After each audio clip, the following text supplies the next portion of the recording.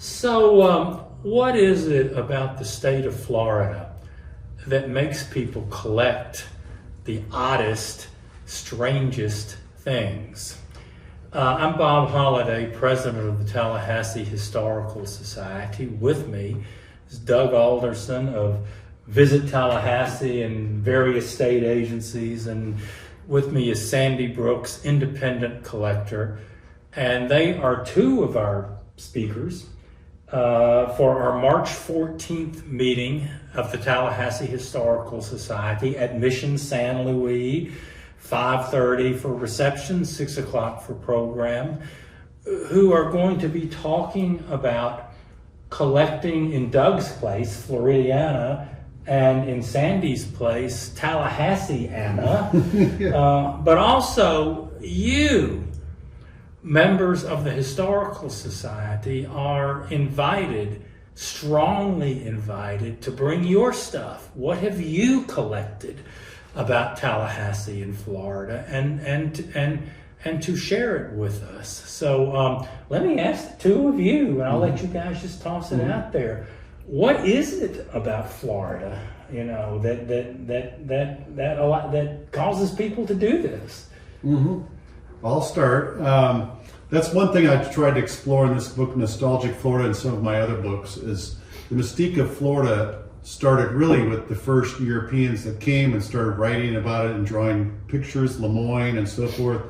But then I think William Bartram was one of the first, I'd say, tourist writers, travel writers that really caught the imagination of people. And he kind of overlooked some of the things like mosquitoes and ticks and things like that. He didn't really delve into that much. He did go into alligators and stuff, but he really intrigued a lot of people.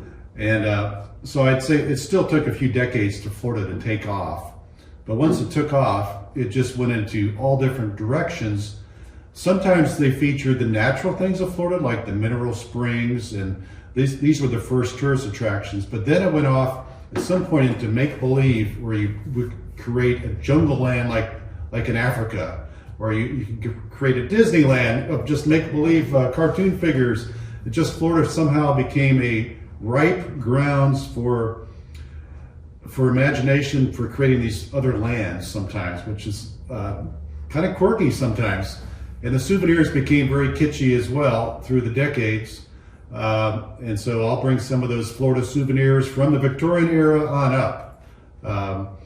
And some of the real kitschy new stuff I won't buy because it's just too kitschy for me, too cheap. But I will have some stuff from more like the 60s too, which is more like the Made in Japan era.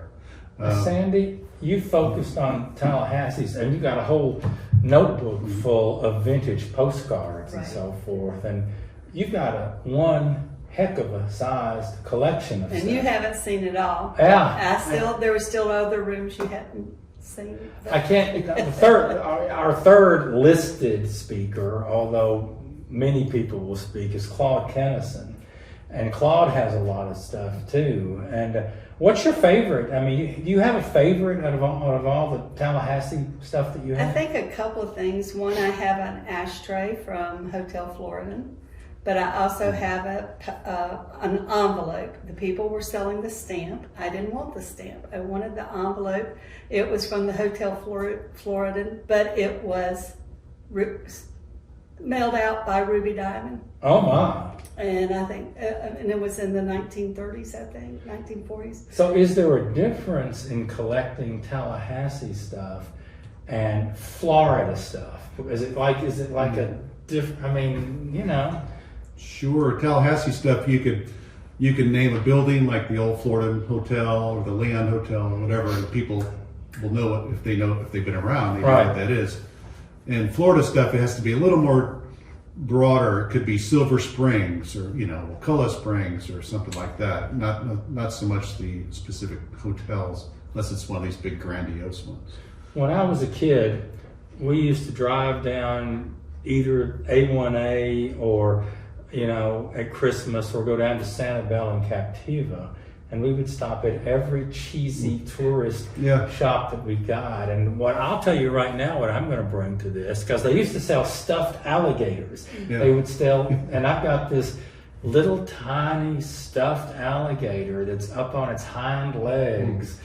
And he's got a bowling shirt on, and he's got a bowling ball ready to bowl. And you know, where comes up with ideas like this? Exactly. I have salt shakers, a bracelet, a thimble, all just from Tallahassee. But Yeah. I also have 10 pieces of sheet music, all with the You're- Tallahassee. There have been a lot of songs written about Tallahassee, and I assume that has to do with the rhythm of the name I guess. and the ability to rhyme and so forth. And it's, I don't know, the 2 pieces, I don't have the originals, but I do have full copies of it, and I'm just tickled over them. And the one is dated 1883, I think. But that was the copyright. This was published 1904. Wow. So this is going to be fun. I mean, this is a fun meeting. I mean, no serious lectures here about whatever. We want people to come and share their stuff, tell us where they got them, you know, and explain in some cases what it is, I expect. And it'll be great. March the 14th. Reception at 5:30. Program starts at 6 at Mission San Luis, and we hope to see all of you all there. If you come, I'll teach you how come there's marble on the outside of the cottages at Lake Ella. This is great. Yeah.